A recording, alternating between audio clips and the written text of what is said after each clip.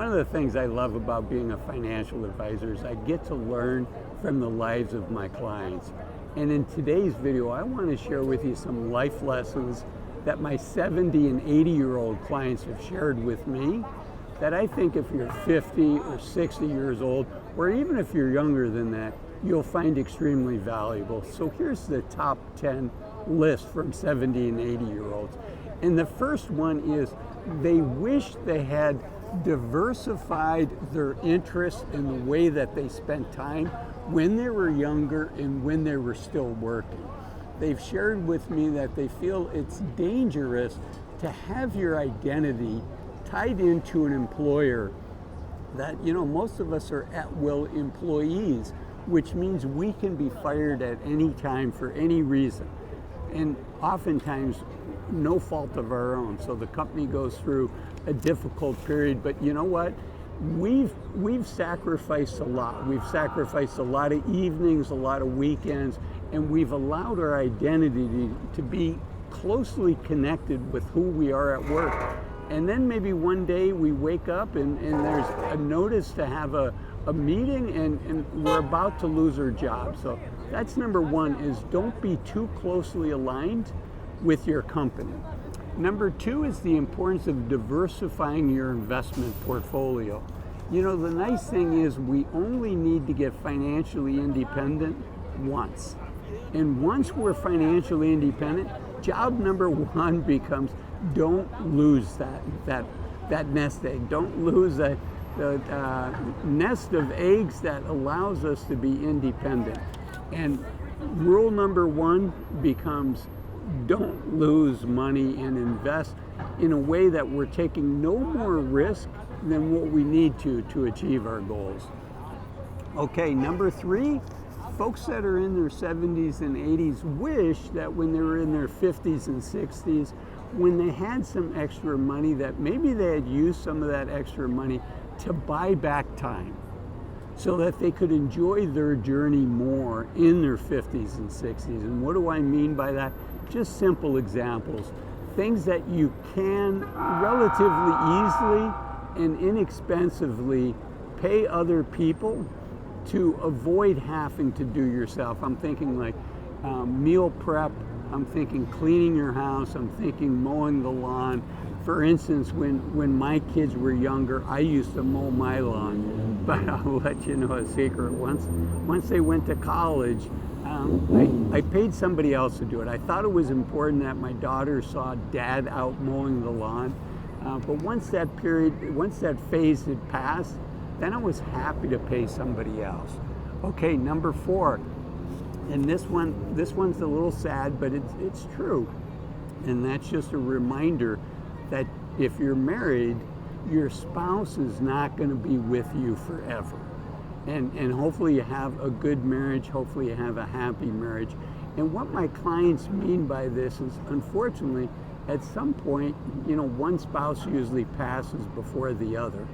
And in that situation, oftentimes, a couple's best friend, a person's best friend, might be their spouse.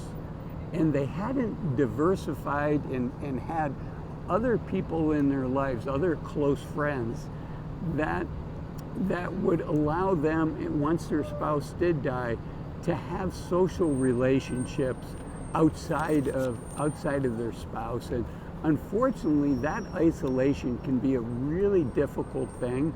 Multiple studies have shown that it can lead to depression, and it can actually lead to health issues with the surviving spouse. So my clients that unfortunately have had to go through something like that really wish they had invested in friendships earlier to have other people in their life. Okay, number five. Sorry about the background noise. I'm in New York City, and it's known for its shopping. It's known as the financial capital. It's also probably the honking capital of the world. Okay, number five. What 70 and 80-year-olds wish they had known when they were 50 and 60 is that their health was going to be much more important in life than their wealth. Yes, having enough money to be able to retire, to have financial security as you get older is super important. but so is your health. This is the one body that we get to go on this journey on. So taking care of our body, investing both the time and the money to stay healthy is super important. Okay, number 6, and this one's going to sound silly, but number 6 is they wish they had rented expensive toys before they bought the expensive toys that they thought were going to bring them joy. For instance, oftentimes people when they first retire is like, okay, I'm going to splurge. I'm going to buy that expensive car, or I'm going to buy that boat. You know, I always wanted to be able to wakeboard behind a boat, or, you know, go fishing. And more times than not, after they've owned it for 3 months, for 6 months, they think, this is more of a headache than I thought it was going to be. This is not bringing me as much joy as I thought it would be. And maybe the best example of this is a second home. I share with my clients, there's really 3 secrets to building wealth, and the last one on that list is one house. And oftentimes people are like, oh, we love going on vacation to this location, so we're gonna buy a house. Well, in today's day and age, with Airbnb, with VRBO, and these other tools, oftentimes people are better served by renting a place instead of buying a place, because your interests change. And when you get old, maybe you really enjoyed going to San Diego and road cycling and being active and doing things like that. But maybe as you got older, those types of activities were no longer as much a core part of your life as you wish they were, or that they had been in the past. So renting instead of buying, they wish they had done that, because at some point, if you're not careful, your stuff can own you versus you owning your stuff. Number 7, they wish they had done it now versus waiting. There were too many things that they said, you know, someday I'm going to. Someday I'm going to do this. Someday I'm going to travel. Someday I'm going to take up this sport, or I'm going to learn this hobby. And, you know, unfortunately, those days passes by too quickly. Number 8 is they wish they had reconnected with old friends. Maybe they lost touch with some friends. They wish they had reconnected with people that were important in their life at one point. And they also wish they had pruned other people out of their life that weren't positive influences on their life.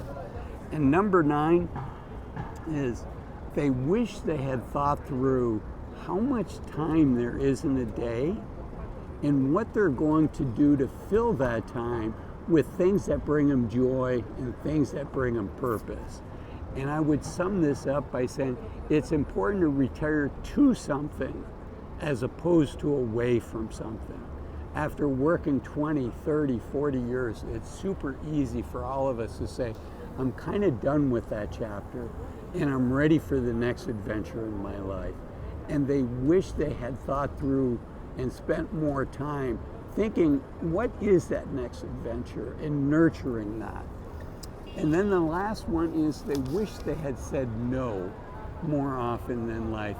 Here in the United States, we tend to be pleasers. We tend to say yes. And looking back, they realize that they committed to things they wish they hadn't committed to.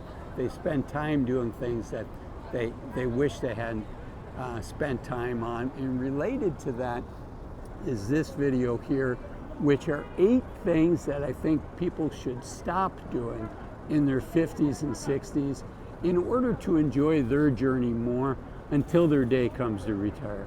Thanks for watching this video. I'll see you in that one. Bye-bye.